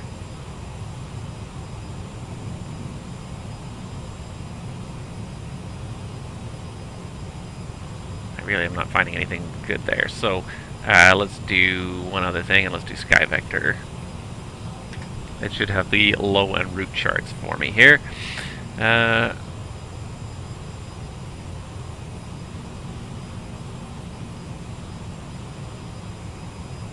Let's go ahead over here.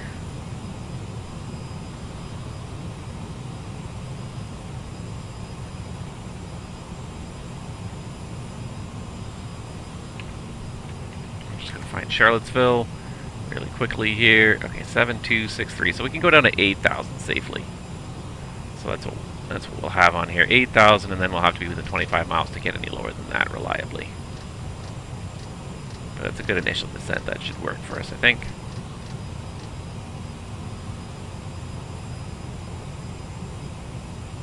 Just reaching that top of descent point. Nice.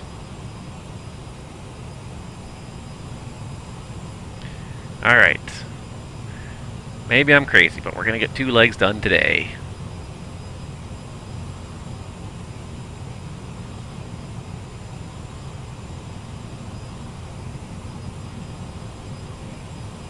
I feel like we're going to have to get the anti-ice on for this descent here.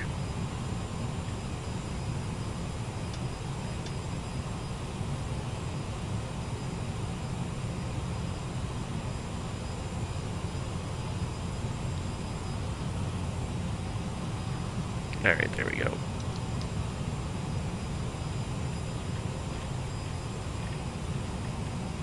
ABS minus 2,500, leaving 370. And a quick descent checklist as well. Alright, landing elevation. We gotta set that. There we go, 640 is set. Fuel, we've checked. We still got 7.8 tons. We're doing good. TCAS is set. Radar is useless in this airplane. CAS, just the cowl anti-ice, is on. Landing data is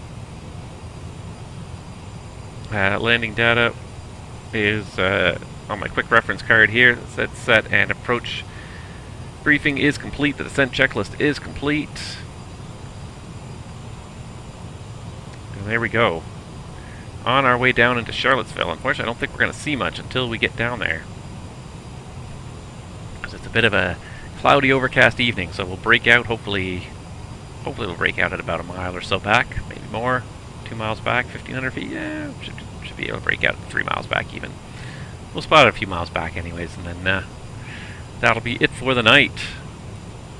But 2 legs done in one go is pretty. I'm pretty happy with that. I didn't think I had it in me, and then when we got to Chicago, I just said, I've got it. I can do this.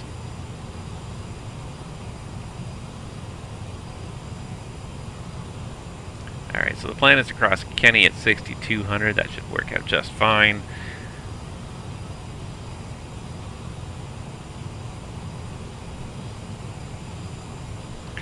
And then after this, next weekend probably, hopefully, we'll do the leg back. I don't know when, but maybe we'll do it in the morning too, because I feel like there's no more events happening for a little while here in Chicago, so I may not be looking to fly the FNO per se, so we'll try and pick like a morning maybe to do it, because the other thing too is, of course, I want to have daylight, because it's actually some beautiful. I looked at the airport once before just to check and see what it looked like, so it's a really kind of nice area. It's very hilly. It's lots of great scenery there, so it's a pity we won't be able to see it because it'll be night, but next time we'll see it. We'll definitely do a departure during the day so we can pick it up and we'll head back to Chicago. And if I'm feeling really ambitious, we'll make it a long stream and we'll do 3 legs in one go, because the next leg after we go back to Chicago is to do a Milwaukee turn, and that's pretty fast. That's like a 30-minute flight, if even that, from Chicago. It's not a long flight at all, so we could definitely possibly squeeze in 3 legs in one go. If there's some good ATC to help us out, it might be worthwhile. We'll see. Alright, what did I say the altimeter was here? 2983. Did I set that? I did set that. Okay, good.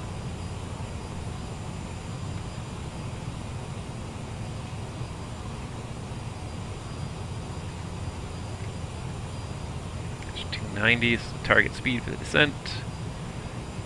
There's the approach scrolling into view on the MFD. Nice. It's awfully quiet out here on VATSIM tonight. Don't think there's too many people left online here.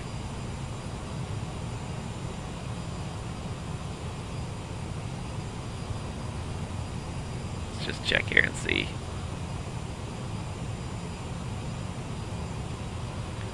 There's not too many people on VATSIM in our area. There's one guy behind us that's going from Atlanta over to Frankfurt, and that's about it. Looks like one guy inbound to DCA. Yeah, not too many people left on VATSIM. It is getting quite late. I'm starting to feel tired now, so I'm happy to get this flight over, go grab the shuttle to the hotel and get some sleep.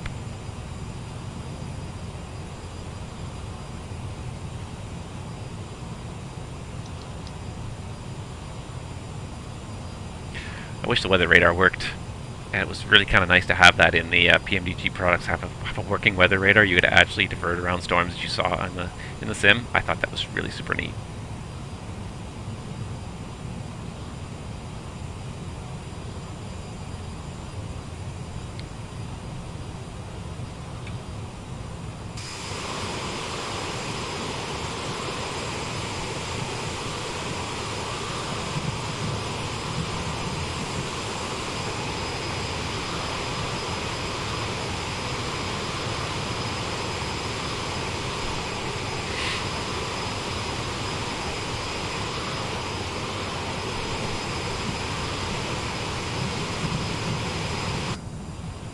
Still hearing thunder. Don't see where it is, but it's around here somewhere, I guess.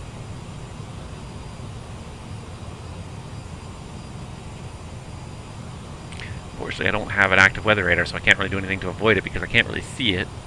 It's just dark out here. Just really, really dark. Starfield looks really nice over there, though.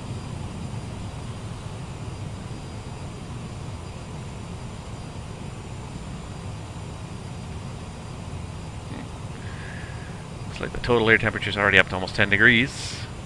Kill that anti-ice in a moment here.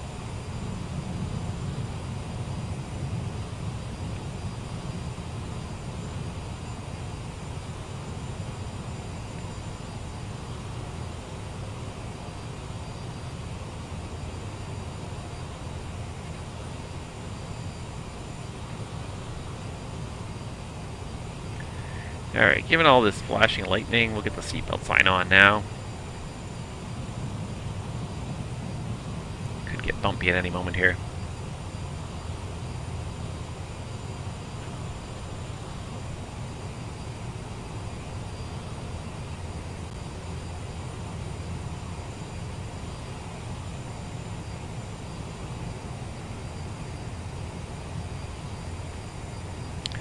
Alright, looks like the TAT's above 10, so we can go ahead and take the engine anti-ice off.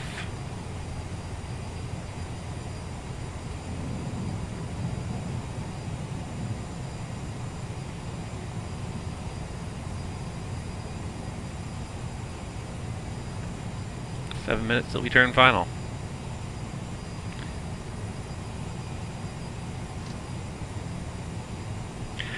This really feels like regional flying, though. Late night flying into some small little regional airport. You're the only one left on frequency by the time you get there. Yeah, this feels like regional flying. It really does. Oh, it's almost a little too realistic, because I am feeling tired now. I was feeling ambitious when we left O'Hare, but I'm beginning to regret that a little bit. Should have just called it quits when I had the chance. Too late. We're almost there now. Be on the ground in about 12 minutes, maybe. Alright, here comes transition. What do we got? 2983. Yeah, 2983.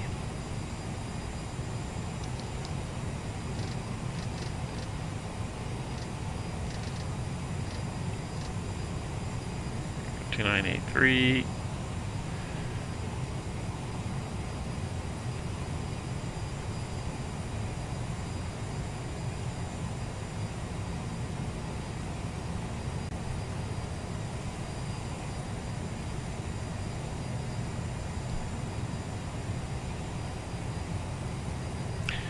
I just hope we find the airport. I hope it doesn't end up being so low that we can't see it. We end up going to Pittsburgh, because I just don't know if I have the stamina to make it to Pittsburgh. Yeah, no. Ice. Nice. How is it building up ice? It's got a total air temperature of plus 16. There's no way ice would be building up on an airplane that's moving this fast. Really? Okay, fine.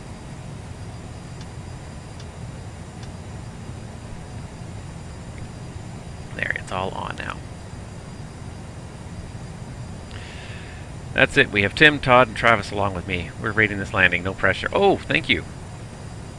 Thank you for reminding me, because I forgot to turn it on for the last leg. But let's do it. Let's get this. Wait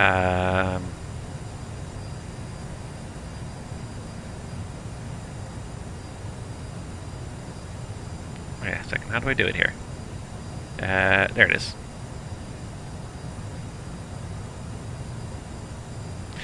Alright, there you go. Type in ! predict and you can guess the landing ahead of time. Since there's so many of you guys on here watching me, you all think you know what's gonna... Oh, and I think what we figured out last time was you have to put a negative number, because it's the vertical speed at touchdown is a negative number. So put negative 80. I think we finally figured that out last time.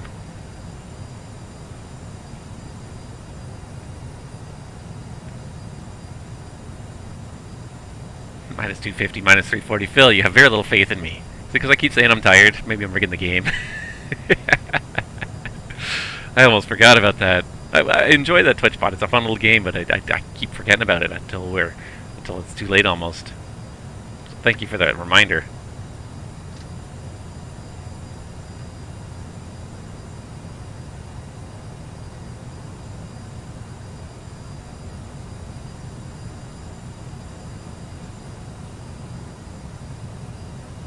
Alright. We have to start slowing up for 10,000 feet soon. There's not much to see out there, though, that's for sure. It is a very featureless landscape right now. Well, it's because we're stuck in the clouds, that's why.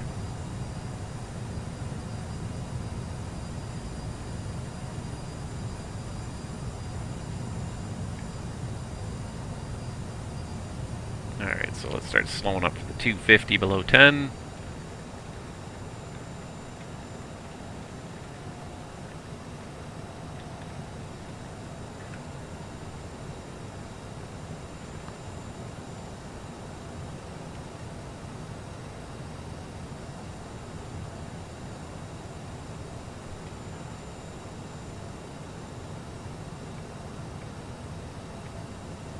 She does not want to slow down.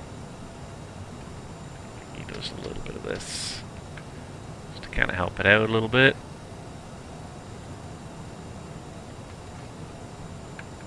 Come on. Slow down. There we go. Because we want to be slowed down before we get to that next fix, because we don't want to, let's see, are we less than, oh yeah, we're less than 25 miles, so we can go down to 5,000 now. We're good down to the MSA. Oops.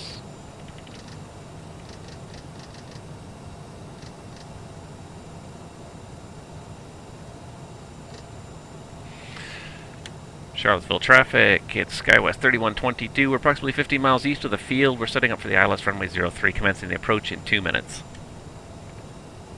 Alright, now we got it slowed down a little bit here. Alright, and we're through 10,000, so we got the seatbelts on already. Let's just get the lights on. Now we can see the fact that it's cloudy outside.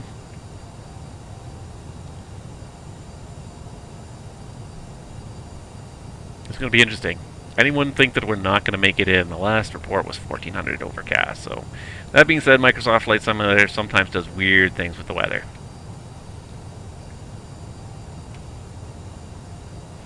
Is what realistic, that it won't slow down? Oh, the lighting? Yeah, no, definitely. You will see, like, if it's cloudy out there, when you turn the landing lights on, you will see that cloud. Absolutely, no. Asobo has done a very good job with lighting in this sim overall, and yeah, no, that's exactly what would happen. And I have the nose light turned on, but because the nose light's not extended, it's not actually shining, so you just have the one light on either side. You don't have the nose light here, so you just have the lights on either side. That is really neat. It really kind of has a foggy look to it, doesn't it?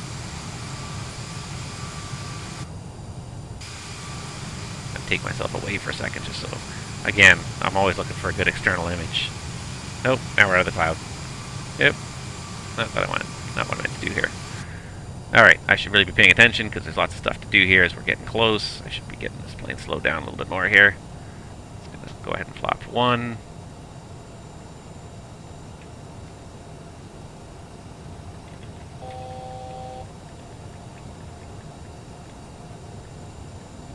Alright, the localizer is alive.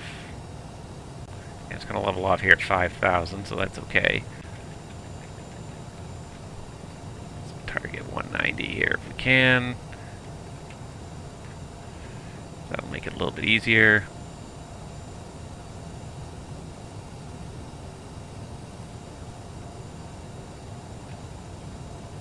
Altitude's captured, excellent. And actually, let's just arm the approach here. And there's Loke. We don't have a glide slope yet, but if we're turning inbound, then we can go down to 34.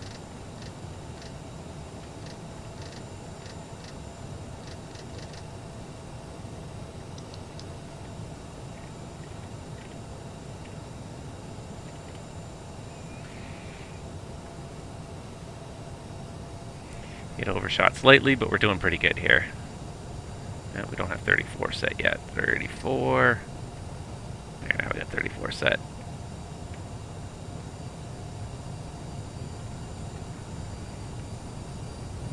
We're getting a little bit slow, but that's okay because it gives us time to get down and get configured. Let's go ahead and flap 8.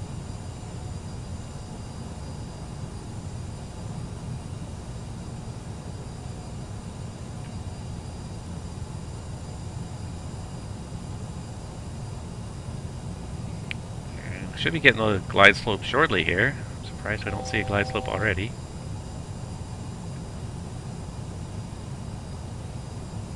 Why don't we see a glide slope? Is there no glide slope on this approach? Because that's going to be annoying.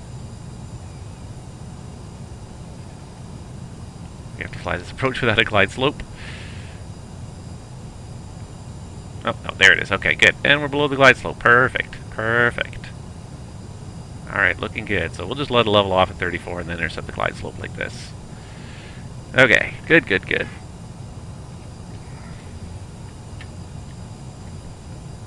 Oh, got a little bit of ground contact out there, so it's looking pretty good for us. Looks like we're probably going to make it. Good sign.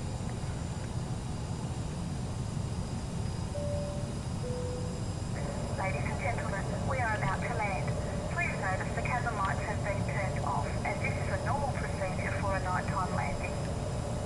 I like that they have that announcement specifically for a nighttime landing. They have the nighttime PA.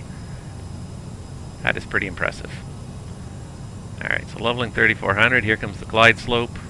I forget what the missed approach altitude was. It was...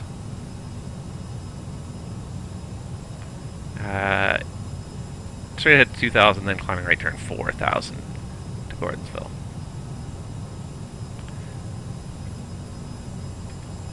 We don't need the wing and cowl anti-ice on anymore because it's quite warm down here. It's 16 degrees.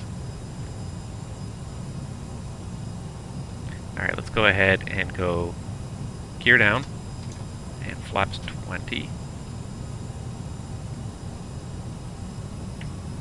There's glide slope, so let's set 4,000 for the missed approach altitude.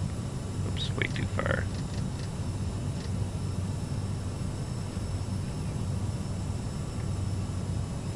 Added way too much power there.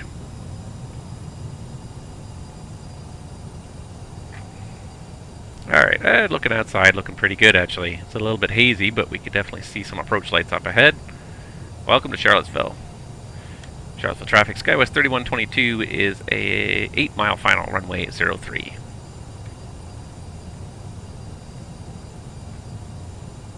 Alright, looking good. We're going to head to the hotel after all. Alright, what we gotta do is we gotta get the thrust reversers on. Flap 20. Oh, sorry, we had flap 20. Let's get flap 30.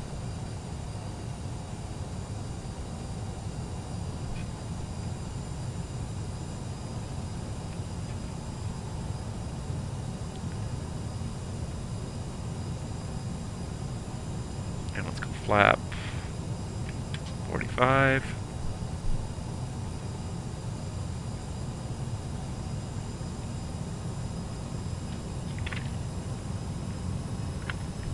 And before landing checklist, cabin crew, seats for landing. Flight attendants are advised, passenger signs panel is on, thrust reversers are armed, landing gear is down and flaps 45 indicating landing checklist is complete. Alright, last chance guys to get your bets in here. My landing rate. I'm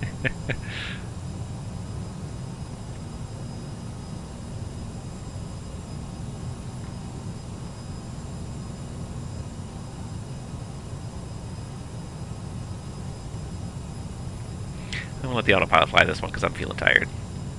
Use of all available automation. Does look pretty good out there though, doesn't it? I feel like you feel like these are actual streets down there. They've done an excellent job of kind of capturing. And wait till we depart this place at daylight and you see what's actually out there. But there are some nice mountains off to the west. It's nice. Alright, focusing.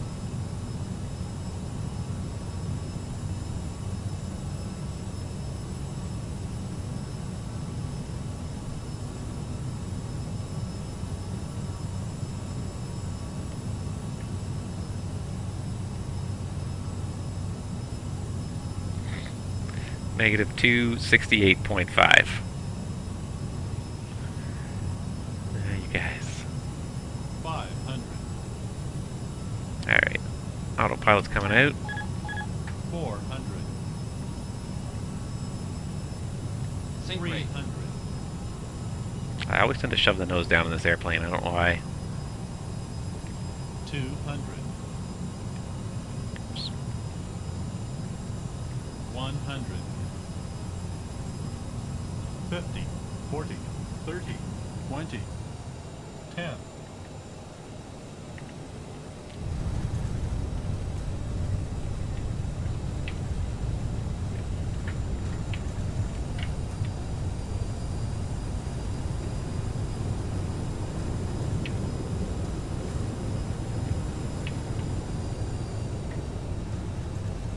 That's probably Echo Taxiway that's closed now. We're just going to roll it down to the end. Alright, I didn't see what the score was there. Minus 88. Travis, you win guessing minus 80. Oh, Travis, thank you for the Thank you for the cred there, too. Thank you for believing in me. Like the rest of these people here. Travis, you believe in me.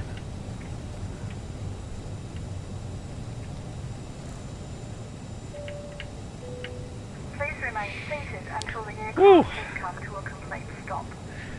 Anybody want to be a regional pilot yet? Flying late into the night. Short legs into small, uncontrolled airports. Charlottesville traffic. SkyWest 3122 is clear. Of runway 03, taxi into the apron. Or I guess it's America, I have to say taxi to the ramp. Alright, flaps up. Lights off. I'm going to leave that center light on because it's terrible trying to taxi this airplane without it. Strobes off. Probes off.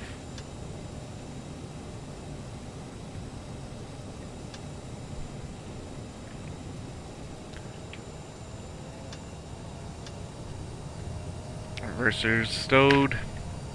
Is it raining? I think it's raining. I think there's little bits of raindrops forming on my windscreen there. Alright, after landing check, APU, we're going to just leave for a moment here. Transponder is going to stay on until we get to the gate. Flaps are up and 0.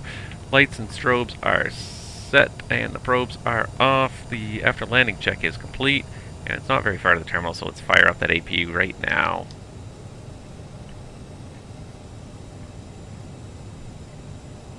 Minus 150 right to left, thanks.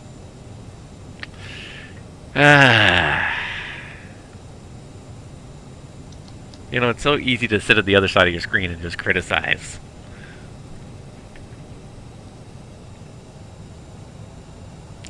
Negative 88 on one wheel, negative 170 on the other.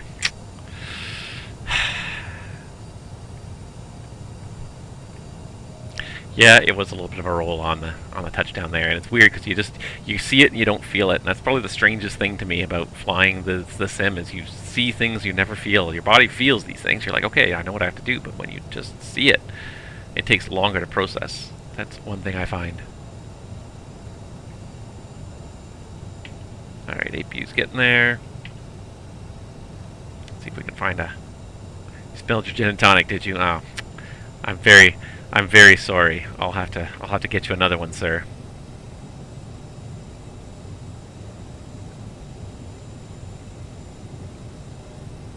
Statler Walter. Oh, yeah. Yep. That's exactly what I got. I am a Muppet, and I've got you guys here watching. Now, I don't even know where exactly to really park here, because first of all, there's planes parked everywhere. And it's dark, so I can't see like where there's parking spots here. Can't see anything. It's so dark here. There was a spot there. Just trying to find a place to park, but it's so dark you can't even see. Alright, I may have to cheat a little bit here. Not sure if that's going to help that much, but now I can see at least a little bit of a spot there. We're going to go to that spot. Because I don't know where else to go. And I'm going to leave the lights on because there's no marshaller here.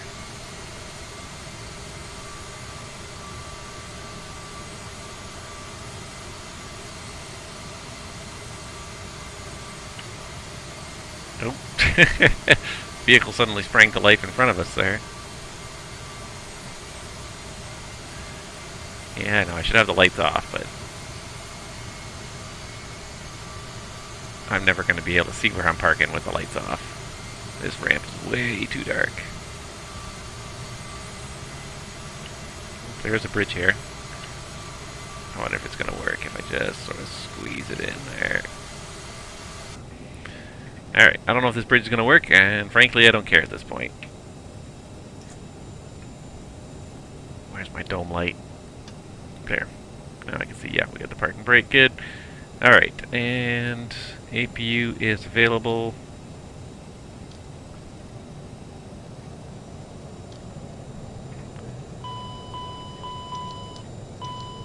Fuel pumps, beacon, Seatbelts. No steering.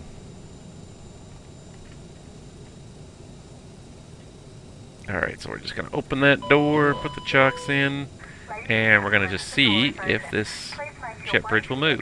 And please make sure you have all your personal items and carry-on luggage. Oh, it will. Nice. Very good. Alright, so there we go. Plug in the ground power. And then we can go ahead and stop the APU. And last but not least, the shutdown check. Parking brake is on. Seatbelts are off.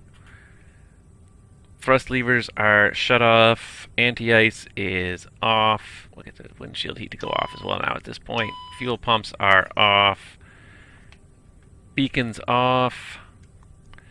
Nose wheel steering switch is off, and last but not least, the transponder is going off. And that's it. The shutdown checklist is complete. Wow, that was a long tips on Waldorf. That was a long stream, much longer than I planned on, but thank you guys for sticking with me. That was fun. That was a lot more work than I had anticipated. It really was. But nevertheless, it was tons of fun. I'm just going to take this off. I got the nose wheel steering this time. Thank you. There. Now you don't have to complain about the track IR moving anymore. Whew. But yeah, that was quite the workout. But we got 2 legs done now. 2 legs done. So next we have to go back to Chicago, do a Milwaukee turn, eventually an Ottawa turn, and Wichita. So we got our work still set up for us here. But nevertheless, that was fun. That was a lot of fun. We got a couple flights done. Let's check the logbook here.